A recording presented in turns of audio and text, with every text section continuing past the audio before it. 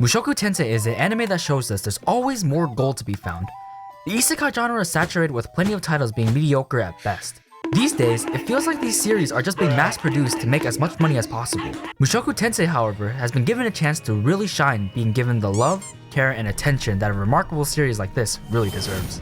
The anime doesn't cut corners and just assume that you know what the typical isekai tropes are, such as how they get isekai'd, or where the power comes from. They don't just simply gloss over the setting. You can tell though, with Mushoku Tensei, there's been a lot of thought that's been put into the world around them. Now, some of you may be asking, what separates Mushoku Tensei from every other isekai you've seen? Well, the reason is, as some of you may know, Mushoku Tensei actually popularized a lot of modern tropes and is touted as the grandfather of isekai. You have things like the antisocial nerd that gets killed, a fantasy world filled with magic that the main character is inevitably going to use, and Cheung, while he's still in his awkward middle school phase. The story is about Rudeus Greyrat. He's a newborn baby that's a reincarnation of an unnamed 34-year-old Japanese man that spent the last 10 years of his life as a shut-in. He ends up getting kicked out, to put it nicely. After wandering a bit, he meets Cheung, but Cheung, being the tsundere that he is, doesn't give Rudy the time of day, so he ends up hitting him. And surprise surprise, Rudy dies. When he wakes up again, he finds out that he's been reborn as a baby and given a second chance at life. In order to not make the same mistakes again, he vows to try to make something out of it, and this time, to actually enjoy his life. Speaking of making something, the artwork is incredible. Sweet baby Jesus. The scenery looks beautiful, and the details and the spells are spectacular. Mushoku Tensei does it a little differently, where whenever Rudy is in a new place, traveling or when time passes, they show the scenery or surrounding area with the openings so that you're never watching the same thing. And you get a grasp of the type of environment Rudy's living in. But when Rudy does stay in the same place, the opening shows things that can be brushed over very quickly, or what's happened in between the time from the last scene to where we pick up, which is very nice since we get maximum screen time. In terms of animation, Mushoku Tensei probably has some of the best in the industry. Look at how they pull bread apart. Any other anime would have done it like this. You can also see the time they put in to make the spells look as good as they do.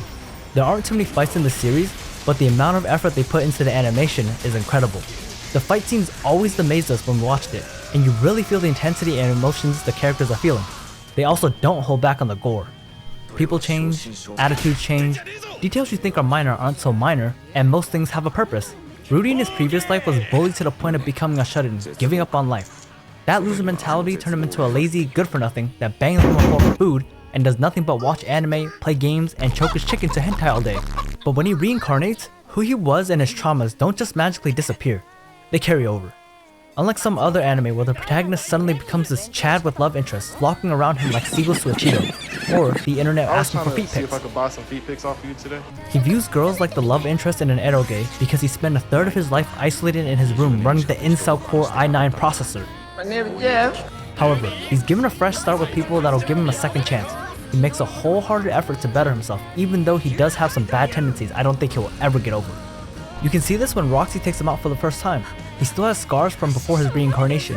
When he gets isekai'd, he doesn't have some kind of special ability that lets him immediately learn the world's languages. You can see him take time to learn. In the beginning, you see him training by casting the same water spell every day for years and training his mana pool. After he learned the existence of a disturbed magic spell, you can see him working to learn it, but he also doesn't just learn it by trying once. Even after Eris left him, he could have easily gone back to being in need again. He did it for 10 years and he stopped involuntarily, so you know he can definitely do it again. Despite that, he eventually gets back up after remembering his mother is still not found and sets out once again. You get a sense that even though Rudy is pretty OP and people tell him that, there's the realistic aspect where he's not the best at everything, and that the world around him is teeming with people way stronger than he is. The anime makes it a point to show that just because Rudy is really good at magic, there's still plenty of ways that he can lose. All the tropes you see make sense to some degree and aren't just there for the sake of being there. First and foremost, Mushoku Tensei has a reason to be an isekai, and the story can't really get started without it.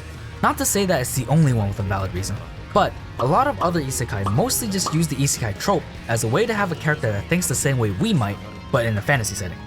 The character tropes feel less like character tropes and more like actual parts of the characters that aren't just brought up when it's convenient. For example, the way Eris imitates droopy ears when asking Rudy to tutor her is part of her upbringing and her love of animals, not just for the sake of being cute.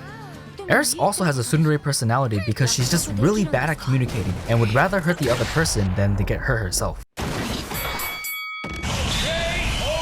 Things aren't only mentioned once and we never get to hear about it again. There's always something more to it. For instance, Roxy tells Rudy the story of the Spurds, and when he first meets Sophie, she gets bullied because of her green hair and its association to the Spurds. Then surprise, surprise, a few episodes later, we meet Ruijerd, a Spurd. Then we have the time when Geese was traveling with them. He explains what the 7 Great Powers Monument was and who was on it. Then a few episodes later, Rudy has an encounter with the number 2 guy and gets donated. There's also the sword fighting styles in this world where there are 3 main schools that are all locked in a rock paper scissors type showdown. The side characters don't feel like NPCs. They have a purpose and they impact the story deeply even if you don't realize it right away. Paul, for example, is built like a hentai protagonist, and I do have to say, he has a very impressive resume. Paul's a pretty scummy guy and does some unforgivable things, but he does try to be a good father and he does what he thinks is best for his kids. He later gets to prove where his loyalties lie, and when shit hits the fan, you can see what his true priorities are. Then you have Geese, who did work in helping to fix Paul and Rudy's relationship, and Nanahoshi literally saved Rudy's life by convincing Orsted to let him live. There's no comedic character that just shows up for a gag over and over again. Okay, maybe except for this guy. A big criticism that people might have of the anime is that the main character is just too lustful. He has the libido of an orc. Rudy will take any chance he gets to do something perverted. Right before he reincarnates, he knows he got hit by a truck and that he's in the hospital. But the first thing he does when he sees his own mother's breasts is try to touch them. He does a lot of unsavory things like buy an aphrodisiac potion, and he does kinda groom Eris and Sophie. You don't have to agree with the actions the main character takes to enjoy the story, but let's be honest, it keeps the story more interesting when the characters don't follow the status quo. Watching some super straight-laced main character gets boring after a while. And I know for a fact that people love watching dumpster fires. Despite this, you can see through Rudy's actions as he does sincerely try to improve on himself. You feel invested in the characters even when there's seemingly nothing going on. Even in the beginning episodes when things were slow, we were still excited to see what everyone was up to next and who we'd meet. Even though if you really think about it, this series just boils down to a story about redemption for Rudy's previous life. And maybe that's the point. We're not too sure when the next set of episodes are going to be released, but we hope they don't take too long, because when we were watching, every episode felt like 2 minutes instead of 20. But until then, see you guys next time. Peace.